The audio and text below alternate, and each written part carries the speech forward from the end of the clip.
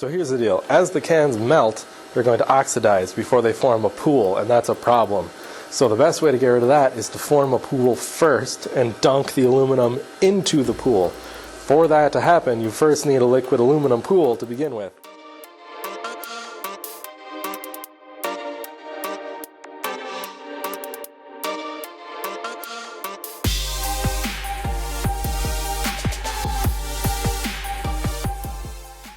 Welcome back to Just Another Melting Channel. Melt number 6. This melt took place on March 14th, 2021. Beautiful Sunday in good old Utah. That gentleman you saw at the beginning of the video is Paul from the YouTube channel Paul's Garage. He's one of my favorite guys to watch. He does a lot of different stuff on his channel, including melting. And it was because of him I was able to figure out what the problem was that I was having regarding getting the molten aluminum started. Because the cans oxidize a lot easier. You should go watch that video. You know what? I will link it at the end of the video and in the description for you. But you know, long story short, it was very informative and very helpful to me to understand to get going, which is why I used some aluminum from a previous melt, a couple of the smaller partial ingots to get that pool going, and that just helped this melt go smoother. This is, to date, the biggest melt that I've done. I didn't even bother to count. That entire bin was full of crushed cans and the pure aluminum cans from a friend of mine who I've known since high school. Yeah.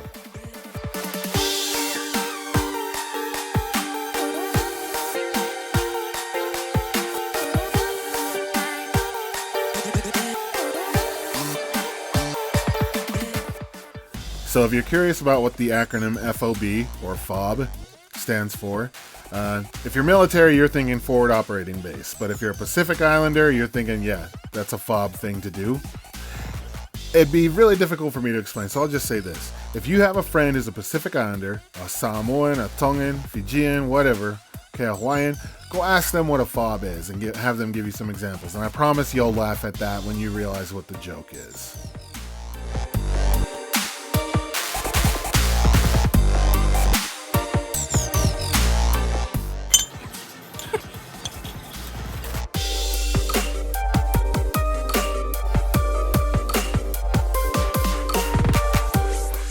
So one of my favorite things about melting videos is that if they ever pour into a new muffin tin, they always have to tell you, that fire is just the nonstick coating burning off. Don't worry, the muffin tin's okay.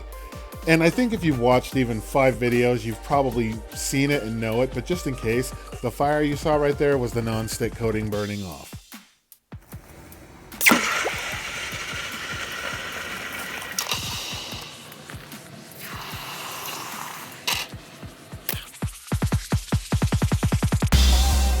So between melt number 5 and melt number 6, I broke my lid that I had cast for this furnace.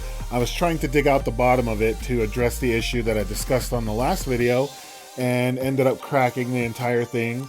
So after a lot of adult language and some angry feelings overall, I just recast it. But this time what I did was I took a pie tin, not really a pie tin, like a food tin from Cafe Zupa's that my wife had left over. Read as I dumped all of her chips out and turned it upside down and used it. And that way it created an arch underneath the lid, so that way even when it's sitting on top of the furnace fully, it's not touching the crucible if the crucible is sitting up too high. So that was a good experience. I'm probably gonna have to redo it again because it's not gonna last long the way I did it. The other thing I did was I started looking into how to make the transition to propane, because as you'll see as I take the lid off in this shot, using charcoal causes a lot of ash and soot. Is it soot or soot? I don't know.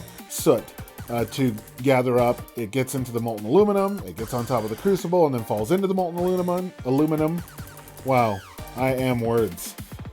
But yeah, I do love this shot right here because you can see how the can displaces the molten aluminum before the bottom melts out, and then it finally pushes in, kind of causes that bubble up effect.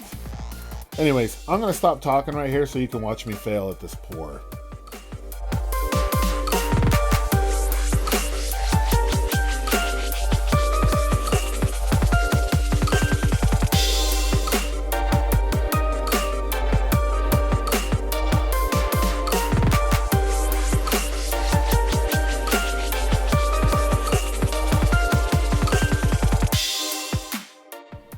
as I was saying before I was so rudely interrupted by my own inability to pour, probably because I still get nervous when my wife is watching me and she's the one who's filming this right now, I'm going to make the transition to a propane burner. Now, whether I order one online or whether I try to build one myself, I don't know. I don't know if I want to build one myself.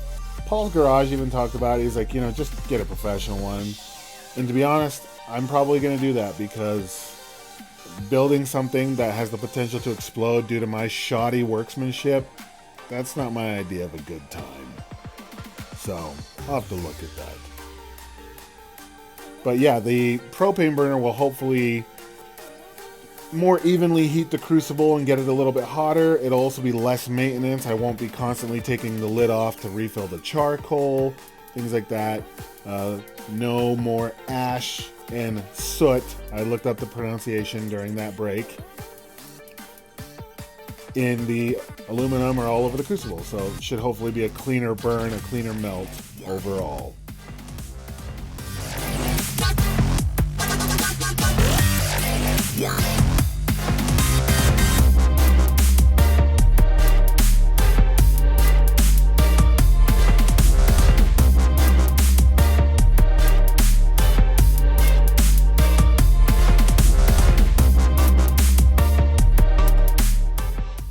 One of my friends asked me, why are you doing this now? You've wanted to do it since you were 11 years old, so why did you start doing it now?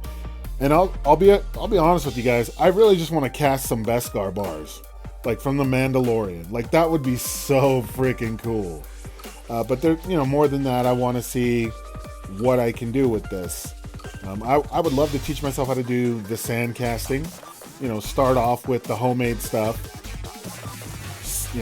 Scent-free kitty litter and play sand and do the sifting and crushing and stuff like that, and eventually get to a point where I can afford some professional stuff, like the stuff that Big Stack and Art by Ad Rock use, Petrobond. But yeah, like building all that, I'm going to do those videos where I show you that part of the journey. It's not just going to be melting, it's going to be showing this entire thing and giving you my thoughts on it.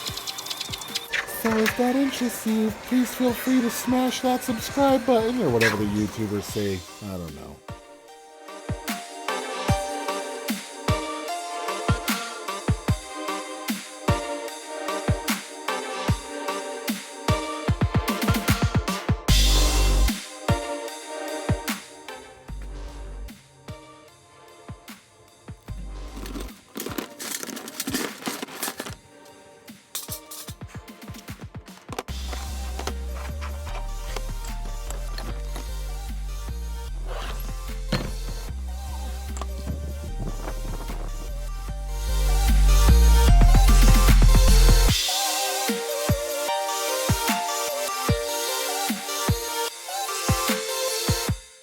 So thank you so much for watching this video.